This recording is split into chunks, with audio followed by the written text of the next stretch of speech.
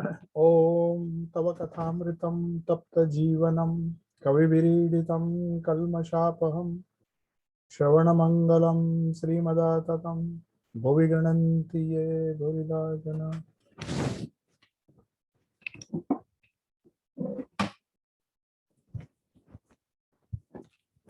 So we were discussing chapter number 4, where Sri Krishna is full of joy of kirtan and samadhi. Now the devotees sit wonderstruck. Just give me 1 minute. Hear me properly.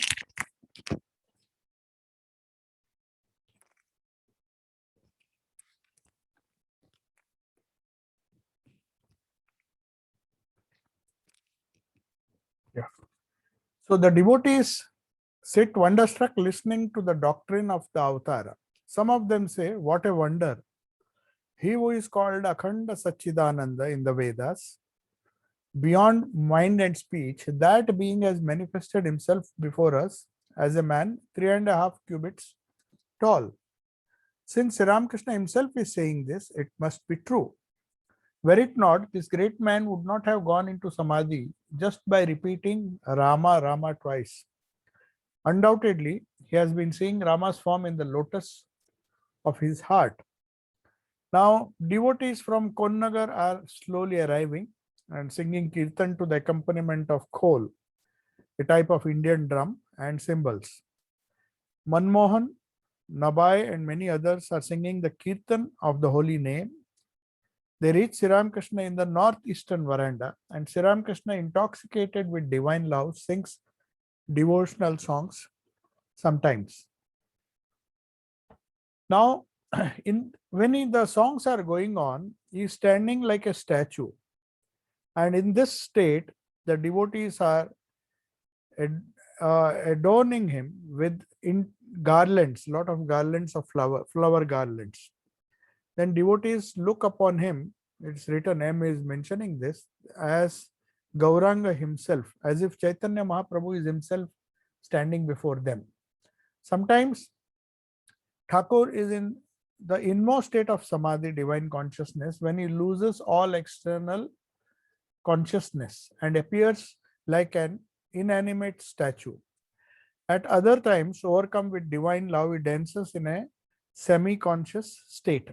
When in full consciousness, like Gauranga, he joins the devotees in singing hymns. So this is going on, and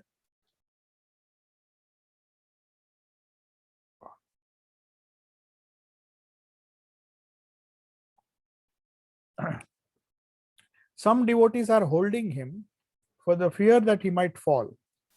Other devotees are standing around him and singing kirtan to the accompaniment of drums and cymbals. His sight is fixed. He faces westward.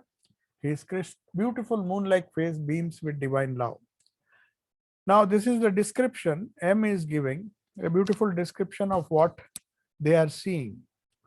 When the kirtan was going on, the expression on his face, the mental state, and the divine state of samadhi which they observe has been recorded by M. And finally, samadhi ends. Now it is meal time. After a while, the kirtan also ends. The devotees busy themselves in serving Sri Ramakrishna his meal. After resting for some time, Sri Ramakrishna puts on a new yellow cloth and sits down on the smaller cot. The devotees watch him. He had two cots in his room. One was used for sleeping, where the mosquito curtain was tied. It was almost tied, then folded and kept. Whereas the other smaller cot was the one on which he sat when he talked to devotees. Now he's sitting on the smaller cot, which was in front of the bigger cot. It is as it is now. Even now, if you go to his room in Dakshineshwar, you will see that. And the devotees are watching him. The unique figure of this joyous saint clad in yellow cloth, wearing a radiant smile on his face, attracts them wholeheartedly. Their eyes are never satiated by watching this divinely rare, holy, and loving presence. M says to himself, I continue to watch him and to merge myself in the sea of beauty. Thakur sits down to take his meal. The devotees too happily partake of prasad. So all these things, conversations are going on, and after that, this is the description M is giving about uh, Sri Ram Krishna's room and other devotees who are surrounding him. But after the meal, Sri Ram Krishna rests on the smaller cot. The room, even the outer veranda, is full of people. So people were in the room, and there were a lot of people in the outer veranda where he used to sometimes go and do all the kirtan. So devotees sit on the floor in the room, gazing at Thakur all the while. Kedar, Suresh, Ram, Manmohan, Girindra, Rakhal, Bhavnath, M, and a number of other devotees are inside the room. Rakhal's father has also come. He is also in the room. Then Thakur addresses a Vaishnava Goswami seated there. Whenever he sees a Goswami, Thakur bows his head in salutation. Sometimes he even prostrates himself. Now, this is the respect we give to tradition. That Goswami may not be spiritually enlightened, but Goswamis were supposed to be followers of Chaitanya Mahaprabhu. So, according to the tradition, those who belong to the lineage, they are to be shown respect. By showing them respect, it's not the individual that is being shown respect. It is the tradition, the family to which they belong. And there is an uh, belief, there is a belief that unless you have very good samskaras of past lives, you won't be born in a family like that of Chaitanya Mahaprabhu or other people, other great people. So the importance, now he is talking about the importance of the name of love of God. And Ajamila, we'll come to that, what Sri Ram Krishna says. Sri Ram Krishna says, well, what do you say is the way? Normally, this is a question asked by devotees to him. Sir, what is the way? But here he is saying, what do you say is the way? Then the Goswami who was there, he says, according to the Chaitanya tradition, he says it is repetition of the holy name and indeed takes one to him. So they believe that just repetition of the holy name, that is the tradition which was started by Chaitanya Mahaprabhu. He used to say Nam and Nami are abhed, they are not different. So whether, because Nama induces in the mind Rupa, and Nama Rupa is the whole of this universe. Whatever you see in this universe has a name and a form. So when you remove name, Rupa, Nama and Rupa, then there is only pure consciousness. So for a thing to exist, it should have a name. It is represented by a name. It can be in any language, and it has a form corresponding to that name. So that idea has been taken up, and we believe that though we have not seen, we don't have a vision of the Ishta, at least we have his name. So there are many songs in Chaitanya tradition, in the Vaishnava tradition, as well as Kali, the Shakti tradition, where they say, I have got the name from the Guru. Now I don't care whether I can see you or not. They are so sure about the grace of the Lord if they repeat the name, because they believe, and it is true also, that repetition of the name indeed takes one to him. Now the Goswami is saying, the Goswami who belong to the Vaishnava tradition, and Sri Ramakrishna asked him, what do you say is the way? According to Vaishnavism or Chaitanya Mahaprabhu's tradition, repetition of the name is all that you need to do to reach, to go to him. So he says, repetition of the holy name indeed takes one to him. In the age of Kali, in Kali Yuga, name is of the greatest importance. Kali Yuga, Namer Mahima, that is the Bengali phrase. Kali Yuga, in this Kali Yuga, what could be achieved by doing a lot of tapasya in the earlier ages, Satya Yuga, Treta Yuga, you can attain so easily by repeating the name. Then Sri Ramakrishna supports this view. He says, yes, undoubtedly, name is of great importance. Yet, if there is no love, how can it help? He says, yes, no doubt I agree with what the Chaitanya tradition says, that you should repeat. But if it is a mechanical repetition, it won't help. So Sri Ramakrishna is cautioning the devotees there. He said, no doubt, name is the way. It is not only one of the ways, it is definitely a good way to reach God. It will take you to Him, but provided there is love. So he says, if there is no love or devotion to God, how can it help? Deep yearning for the Lord is essential. What will it avail me if I repeat the name, but my mind remains tied to lust and greed? So he was very particular that you can't say that part of my mind I offer to God, I'll repeat the name, and the other part of the mind I can devote to the world. So it is like Jesus saying, you can't have God and mammon at the same time. You have to choose. So also the Namer Mahima, the importance of the name is felt or is perceived or is observed only if the other part of the mind is free from lust, kamini, and kanchan, lust and greed. So Sri Ramakrishna gives an example. A scorpion or spider sting is not cured just like that. One has to treat it with the smoke of cow dung cakes. Now that is the treatment they used to do. So just if a scorpion or a spider stings, the sting of worldliness, then it has to be treated with the smoke of cow dung cakes. So the smoke of cow dung cakes is something like dispassion or vairagya.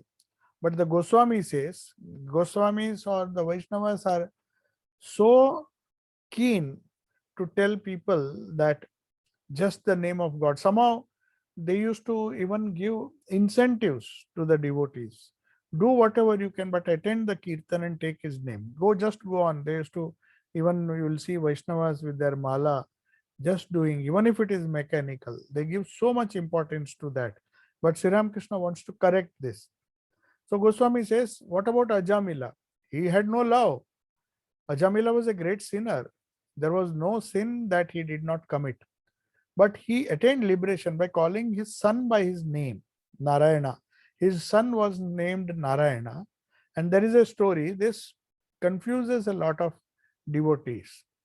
So Sri Ramakrishna is very telling Goswami not to believe, just blindly believe what has been said, because scriptures have so many stories just to entice or induce men to take the holy name. They'll say, even by mistake, the name of Narayana is so holy that Ajamila, who had committed sins all his life, he attained liberation by calling his son. He did not even call Narayana the Lord.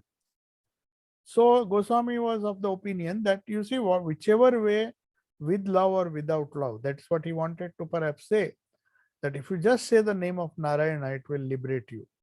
But Sri Ramakrishna very cleverly and very aptly, rightly, tells him that is not the case.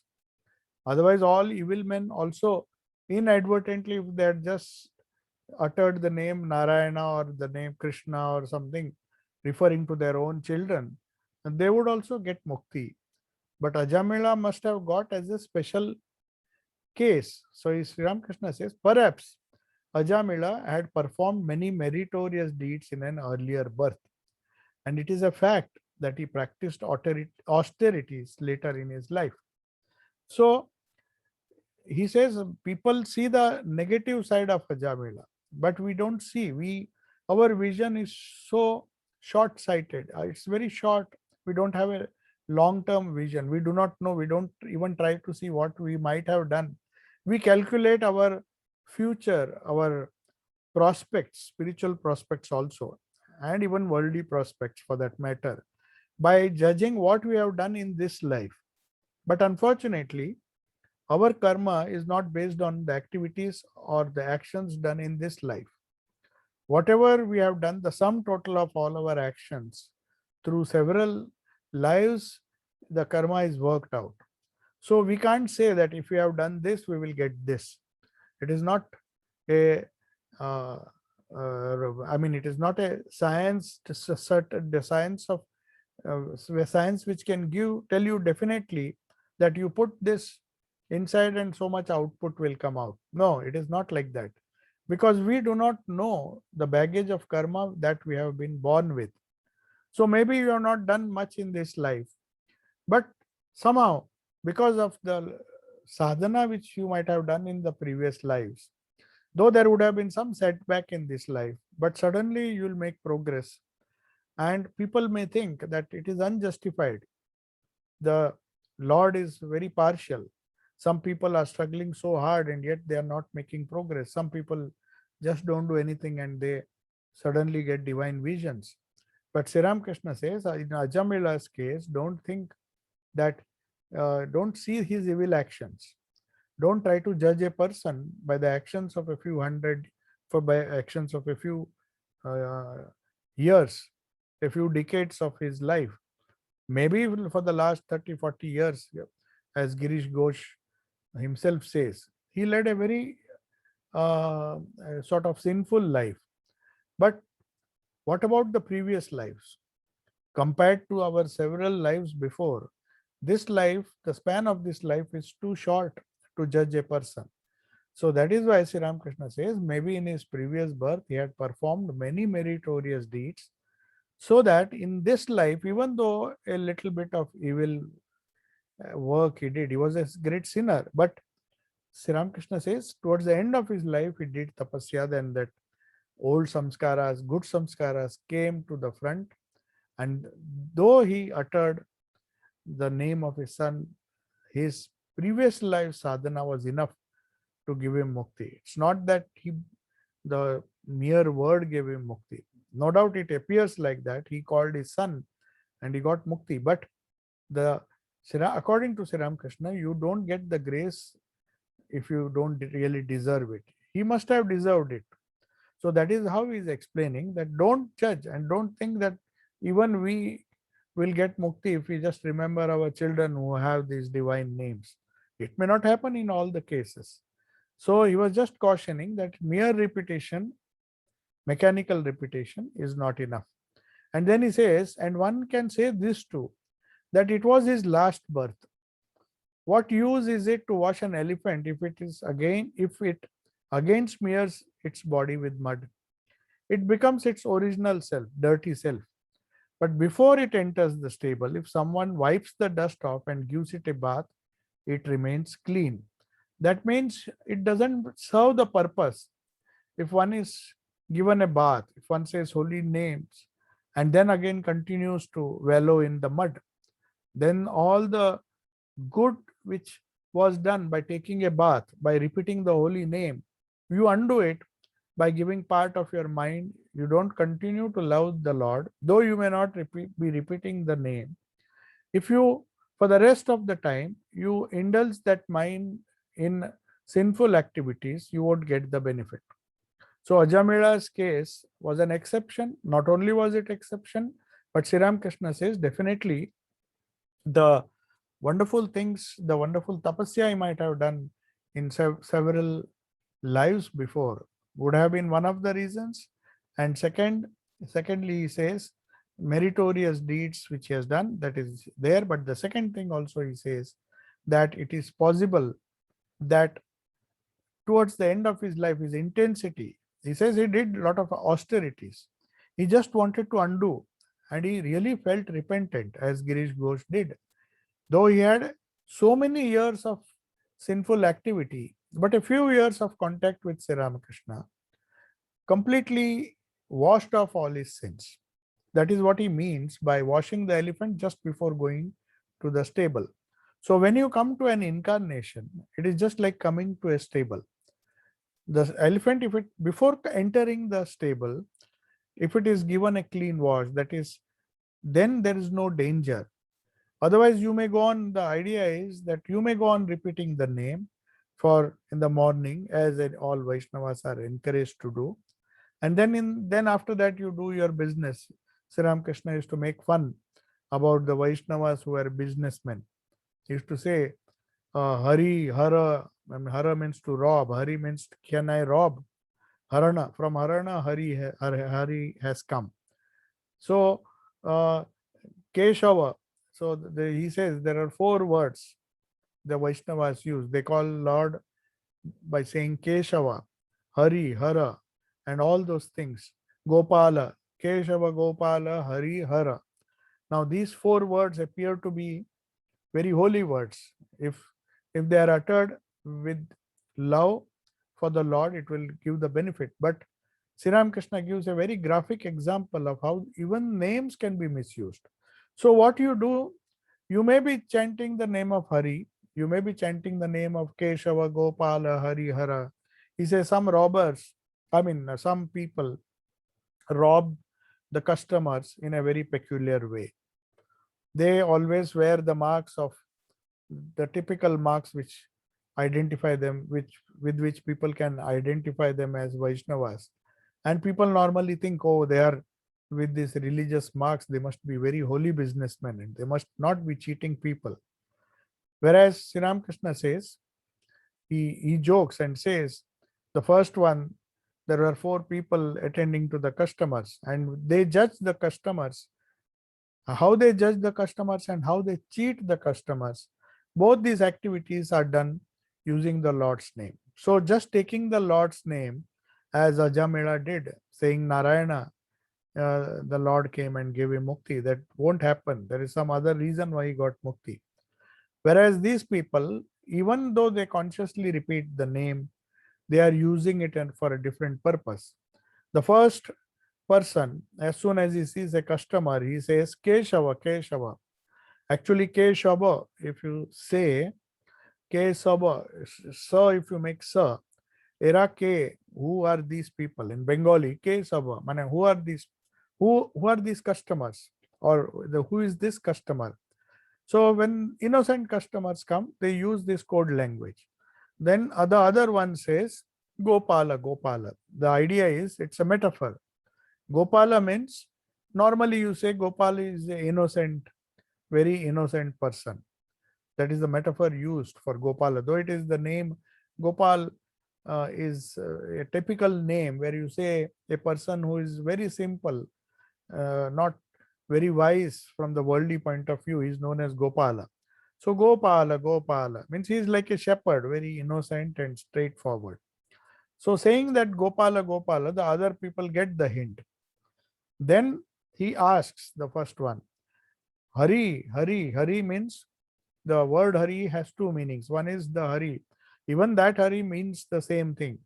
One who attracts you, who takes your mind from the world and fixes it on himself. Hari. That is the idea. So the word Hari has come from Ri Dhatu, Harana. Harana means, shall I loot him? There's another meaning of Harana. So Harana means, shall we loot this person? So Hari, Hari, shall I loot? Amiki Haran Kori. That means in Bengali, Hari means, shall I loot him? And then Hara means loot. The whole group says Hara, Hara. That means now we can loot him. So Sri Ramakrishna place a pun upon these words. He uses this wonderful way of telling that all the people who take the name of the Lord need not be doing it to realize him. They may use it with ulterior motives. So that's why Sri Ramakrishna says, even if a person is purified, but take for granted that he is doing, even if he is doing mechanically, some purification may be there. If it is definitely not done with the evil intention, as we saw in the example now. Here the intention was not to repeat the name of the Lord. The intention was to cheat the people. So they used Keshava, Gopala, Hari, Hara, everything they used. And the poor customers, thinking that these are holy people, because there is a holy name on their lips, they got cheated and they just believed what they said, and then the goldsmiths looted those customers. But even if people don't use it for these selfish purposes and just mechanically repeat, and they get some kind of purification, it is again defiled, like the elephant. If you wash the elephant, the Mahut washes the elephant, and if he washes the elephant before it reaches the stable, then on the way again it will lie down and roll in the mud, sometimes sit down. So again it will get dirty before entering the stable. So it has to be washed again. So that is why Sri Ramakrishna says it is the person who takes the holy name, even though accidentally might be purified a little bit, he will be defiled later on by committing a number of sins. So on one side, you have to be away from Kamini Kanchan if the name, repetition of the name has to really benefit you. The same thing happened with Ajamila. He says, you have seen his past life, but you don't know how much he repented and how much austerities he did. And moreover, who knows, in the past life, he would have done so much of meritorious deeds that it was enough for him to just repeat the name of his son Narayana, and that would have revived the old samskaras. The name of the Lord would have come to his mind, and definitely that would have given him mukti. Not just the Namer Mahima. Namer Mahima is okay. Importance of name is okay, but there are other conditions. Sri Ramakrishna is giving this warning. So he says, a bath in the Ganges makes the sin disappear. So just like the elephant, but he says the elephant, if he is very near the stable, that means it has love for God. He just wants, says, the yearning to realize him, and is very near the stable. At that time, if he repeats the name and the sins are washed off, then he can directly go inside. So that is what happened in Ajamila's case. But he gives another beautiful example. He says, a bath in the Ganges makes one's sins disappear. There's a belief that you go every day, people have that faith. Thousands of people take a bath in the Ganges. Though the same water comes through the tap, they have a feeling that they should go to the Ganges and take a bath, especially Banaras, Belur Math and all.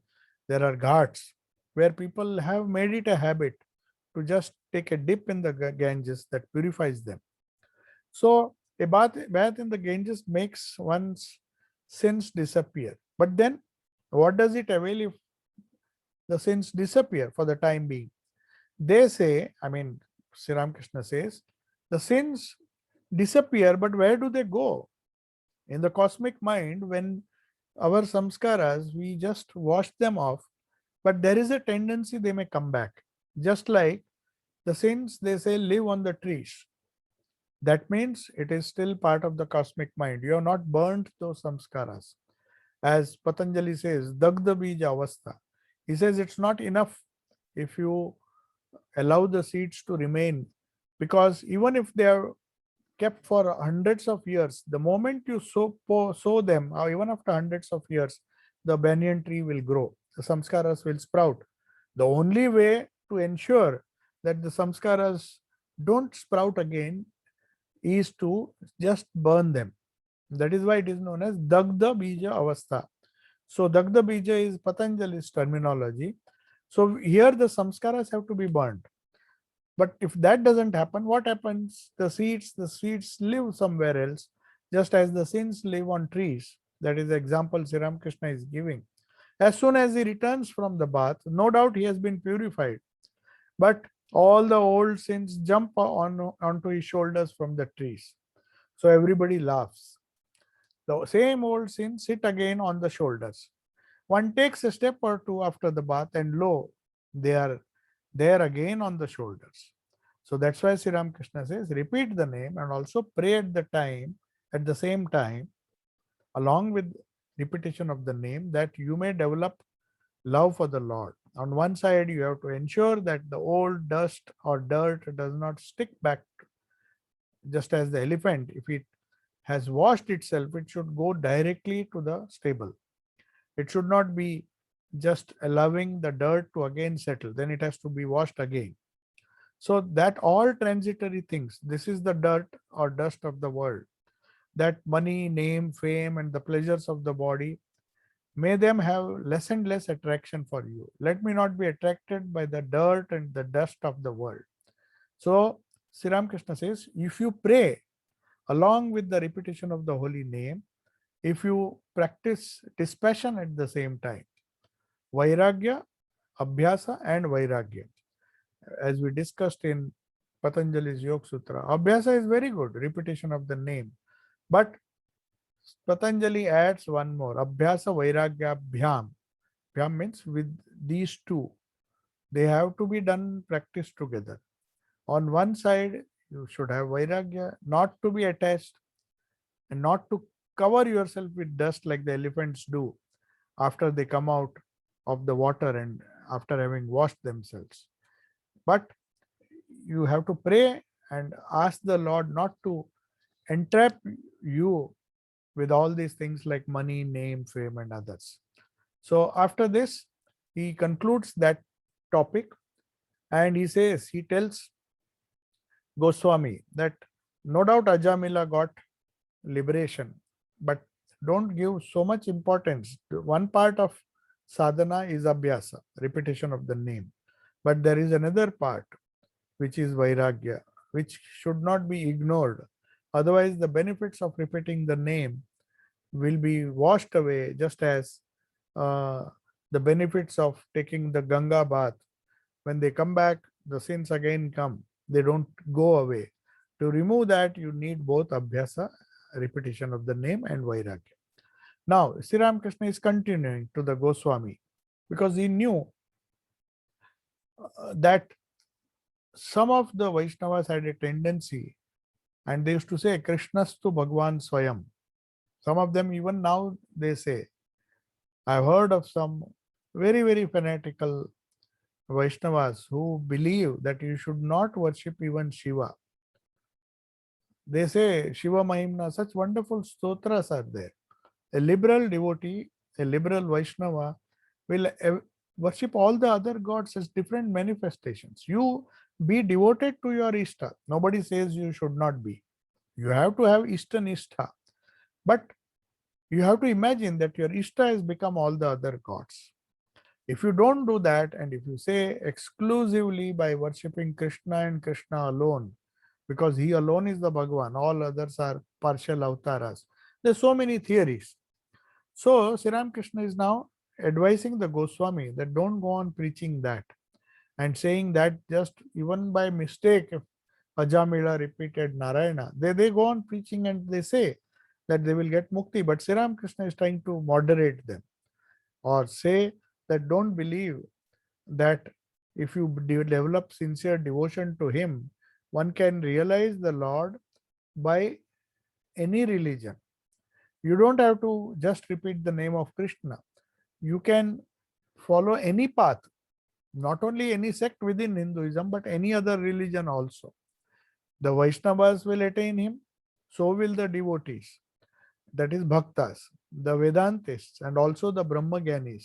By Brahmagyanis, Sri Ramakrishna means the Brahmo people who held on to the Brahmo tenets. Brahmagyan is not the Brahmagyan of Vedanta. Here, Brahmogyanis means those Gyanis who, those knowledgeable people, so-called knowledgeable people who follow the Brahmo path, the Brahmo tenets, the Brahmo ideology. And the Muslims and the Christians shall also attain him. If provided, everybody will attain God if they develop sincere devotion to him.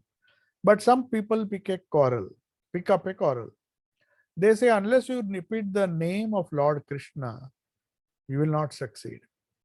Or others say, if you don't repeat the name of Mother Kali, you will achieve absolutely nothing. The others say, except through Christianity, you will reach nowhere. Such intelligence is known as dogmatic intellect. Intellect, it thinks it is very wise, but it is dogmatic. It is only one-sided.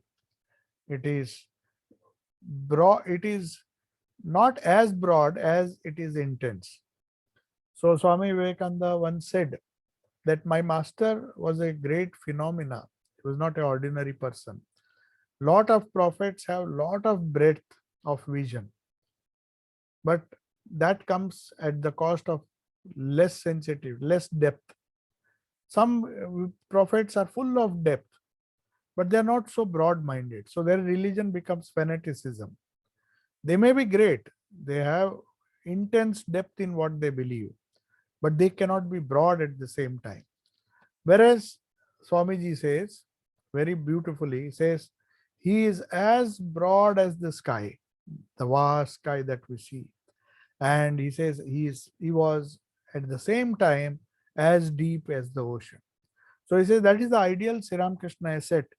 be as set before us. We have to be intensely devoted to our own path, our own Ishta, our own Guru, our own method of sadhana. But that doesn't mean you have to hate or criticize others and say that only through this path you will realize. You may be realize God only through your path. That is fine. That doesn't mean others don't realize through their paths. That there is no such injunction in the scriptures. Thinking that only my religion is true and all others are false is not right. You can attain the Lord by many paths. So Sri Ramakrishna very clearly points out the claim made by some of the Vaishnavas, the exclusive Vaishnavas who believe that Krishna alone is the Lord and he alone can give you mukti if you worship other gods. Any god who is worshipped as Brahman himself, as Satchidananda Brahman, he as Ishvara himself, then one can get mukti through that path. It's a well-known dictum of the Vedanta, especially Vedanta does not gives you a lot of choice. You fix the Ishta, you fix your Guru, you fix up any path and just follow that path with sincerity and you will reach the goal. So then he says, unless you see Lord face to face, you cannot talk of him correctly. He who has seen him knows that the Lord has forms and he is also formless. What else he is cannot be talked about. Now, what does this paragraph mean? He says, unless you have a darshan, that's why Vedanta is not a philosophy. It is a Vedanta darshan. Darshan means that which you experience, not only with the eyes or visions, and that is not just the experience of consciousness, Satchit Ananda. So that is what you have to say, that is what you have to experience. When you say darshana, Vedanta darshan means you have to experience the tenets, the truths of Vedanta. Unless and until you do that, you will not get the benefits of following Vedanta. So also he says, Sri Ramakrishna says, one who has seen him. When Sri Ramakrishna says one who sees him, he means, as he told Narendranath, that I see him, I see God more intensely than I see you. What we discussed this in the Gyan Yoga lectures, where the summary of the Gyan Yoga talks, 10 Gyan Yoga talks, which I delivered on the other day. There Swamiji says, if we can see the whole world while talking on God in everything, discussing Ishopanishads, Swami Vivekananda says, what do you mean by seeing God in everything? That we see everything, but we see it through God, or God is the fundamental truth, the consciousness, the pure existence, which is seen as a limited existence by our limited mind. So we have to see everything in and through God. There is no other way. If you are conscious of a table, you are at the same time, or in a more intense sense, you are conscious of God. Otherwise, it cannot be otherwise. That is why when Swami Vivekananda asked him, have you seen God? Sri Ramakrishna just did not say. First he said, yes, I have not only seen him, but he added, I see him more clearly than I see you, in a more intense sense. Now, what did he mean? I see you through my mind, we have idea of the shape, the nama rupa. But real seeing is seeing the existence, the consciousness, the bliss behind, the Lord behind everything. So that is how Ishavasya Midam Sarvam Yat Kincha Jagatyam Jagata. So one who has seen him that way, seen God as the essence, not just had a vision or taken God as a limited being, saying that only this form is true, the other form is not true. They don't have complete knowledge. He who has seen him knows that the Lord has different forms and he is also formless, because in essence he is formless, but he takes up form also, and he takes up all the forms. He is there in the universe as the immanent God. He is there in Krishna, he is there in Rama, he is there in the most evil of persons, but in a different sense. What else he is cannot be talked about. These are the minimum things what he is. Then Sri Ramakrishna gives an example. He says a number of blind men came to an elephant. This is another example he gave. He used to give the chameleon which he will give again. But he said a blind man came and tried to identify, perceive the elephant. That shows that how we are blind in our own way. Somebody told them it was an elephant. Then they said, okay, let us feel how it is. The blind man asked, what is the elephant like? And then they began to touch its body. One of them said, it's like a pillar. Perhaps it touched the leg. And another man said, no, it's like a husking basket. He had touched a husking basket, but the ears were like that. Similarly, who touched the ears? So similarly, he who touched the trunk or its belly talked of it differently. He saw a different shape. In the same way, he who has seen the Lord in a particular way limits the Lord to that alone and thinks he is nothing else. When we see Lord, the infinite Sat Chit Ananda, through the prism of our mind, we try to limit him. Trying to see infinite and finite is okay, but trying to see the finite, trying to see the infinite as finite is bad. We have to see God. When somebody said everything is God, then Swami Vivekananda corrected. One of the Western disciples said, after giving a talk on God in everything or some such similar lecture, somebody said, it was in Thousand Island Park, perhaps, I don't know. There was a dock. And after the talk, Swamiji used to ask him, dear doc, did you understand? He was a doctor, perhaps. So the doc nodded his head and said, yes, everything is God. Then he said, I didn't say that.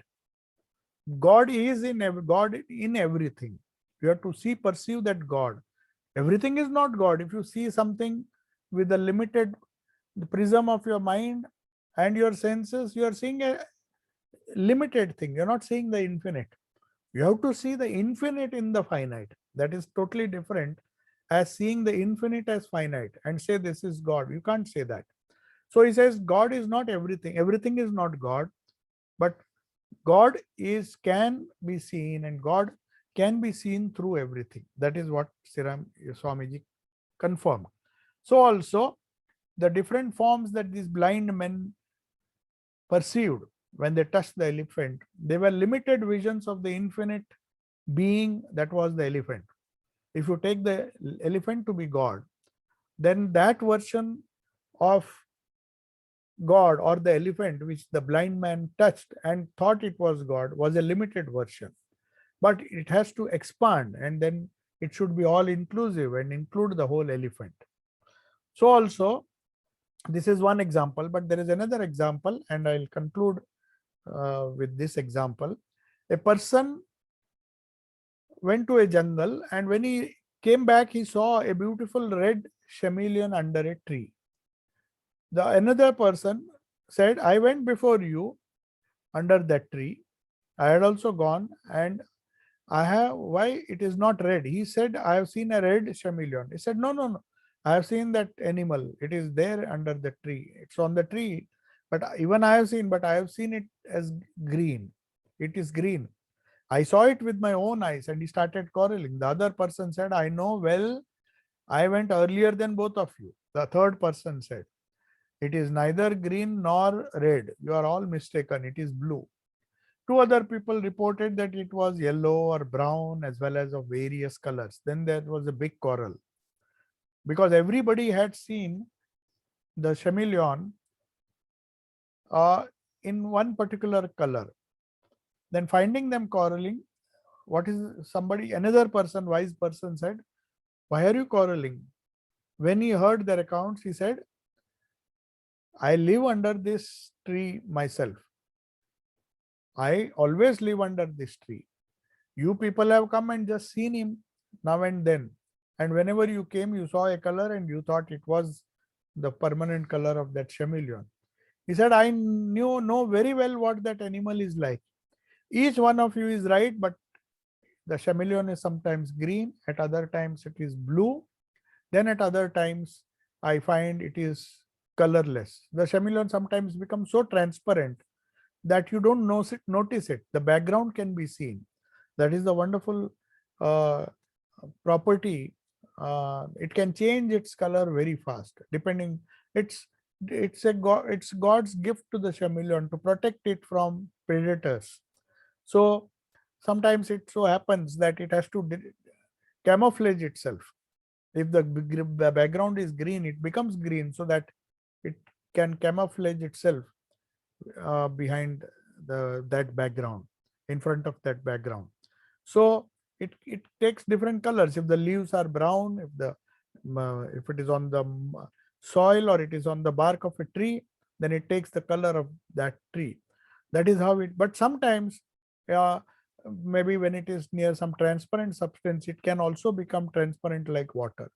So there's no color at all.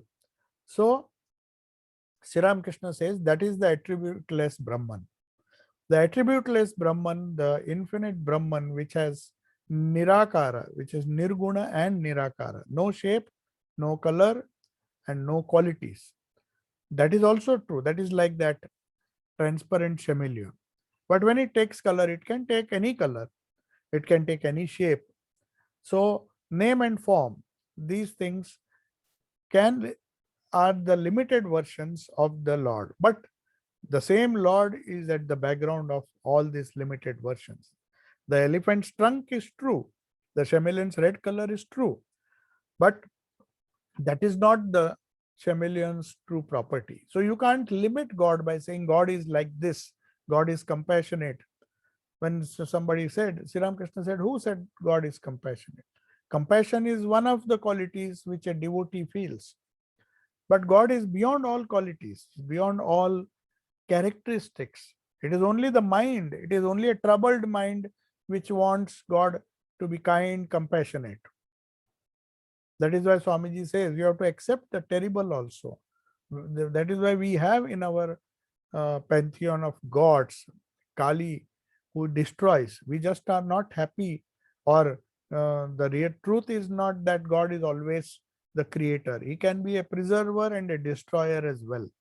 So we have all the aspects of God, Brahma, Vishnu, and Mahesh, then we have the concept of Kali. There's so many things. So God is with form and without form. And when he is with form, he has different attributes.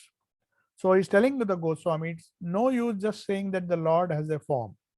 It is right that he assumes a human body, as in the case of, say, Krishna. He appears before the devotees in different forms. Nothing is impossible for him. This is true, but it is also true that he is the formless, the Akhanda Satchidananda. The Vedas say that he is both with form and formless. And he is with attributes, that is with qualities, and attributeless. Then Sri Ramakrishna gives, and we will conclude with this. He says, do you know how it is? Satchidananda is like an infinite ocean. And when it becomes cold, the ocean water freezes into ice. The ice is made of water, but it has been frozen. And it floats on the surface in different shapes. You don't see ice in the same shape. Though water has no shape, but when it becomes ice, it assumes shapes. In the same way, when the cold of bhakti, Sri Ramakrishna gives such a wonderful metaphor here. The cold of bhakti affects the ocean. The ocean is formless, but the cold of bhakti, through devotion, the intense devotion, the bhakta tries to think of that ocean as condensed into a form. So, but when the sun of Jnana rises, for the devotee he is with form. The ocean of Satchidananda becomes like a big iceberg. But when the Jnana, sun of Jnana, there's another metaphor Swamiji Sri Ramakrishna is using. When the sun comes and melts the form, where does the form go? It just merges back into the ocean. So that is why they pray in the Srimad Bhagavata. But when the sun of Jnana rises, the ice melts and becomes water, water above, water below, water everywhere. The icebergs go. That is why they pray in the Srimad Bhagavata. O Lord, you are with form and you are also with formless. Bhagavata, which is the scripture of Vaishnavas, Bhagavata itself says. So once, we see you as wandering around like a human being, though the Vedas say that you are beyond mind and speech. So one can say that for some devotees, he assumes eternal forms. There are places where the ice never melts. It assumes the form of crystal. So that is also one explanation, that How does the form, God with form? The devotee prefers to live with God with form. He says, I don't want the formless. Sri Ramakrishna says even that is possible, because in the Arctic, in the near the poles, the ice never melts. Sri Ramakrishna says. So he doesn't want, because he knows it is the same water. He doesn't care for the formless God. He doesn't care for Nirvikalpa Samadhi. So in a way, the devotee who is really understood the essence of Krishna or Rama or any other incarnation, he is happy to see him or merge with that Krishna or that Rama, because that he knows that it is the ocean that has become the ice, and he is happy with that ice, knowing that it is that same water. So we will conclude now, and this particular, I'll just close with one wonderful incident in Banaras when Bhagavata was being explained. Normally people think Bhagavata is a scripture of people who believe in Krishna and the form for God with form. So that Bhagavata was being expounded. Through Bhagavata, the wonderful message of Dvaita, Vishishta Dvaita and Advaita also is given. So one of them was interpreting. Turyananji was sitting there behind. He was not, one of the scholars was explaining, and he was trying to say that Bhagavata also talks of Advaita. Somebody objected and made a loud noise. He said, no, Bhagavata is a scripture describing Krishna's love and it's God with form. It doesn't talk of Advaita. Why do you bring Upanishads and other things? It has nothing to do with that, or something like that. Then Turyananji was quietly sitting behind.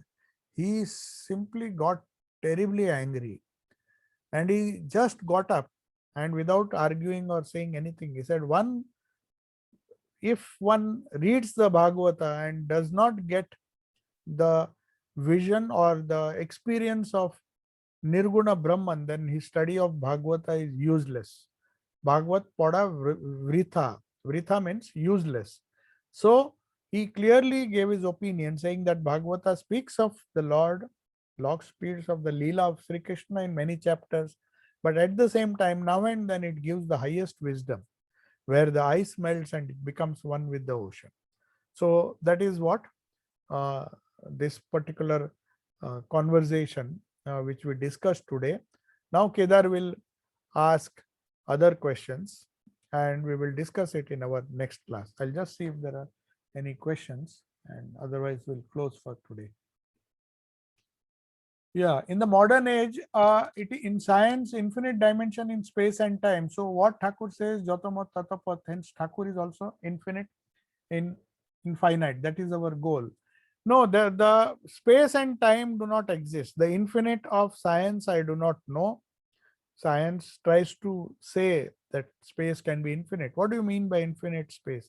When you think of space, it is between 2 points. When you think of time, it is between 2 events. So when space, time and causation comes, you have entered the finite world. It cannot be infinite. So if you think of infinite, it should be beyond the mind. So science, if it takes this view that infinite space, infinite time, infinite causation, time, space and causation can never be infinite. So you cannot think of, if you want to think of infinite space, then you have to go beyond the jurisdiction of the mind. So that is an experience where there is no time, no space, no causation. So that is the truth. So science, perhaps as of now, as I understand it, science cannot reach that. So darshana starts, philosophy starts when science ends. So it is not the same, the infinite of science. Okay, so I take your leave.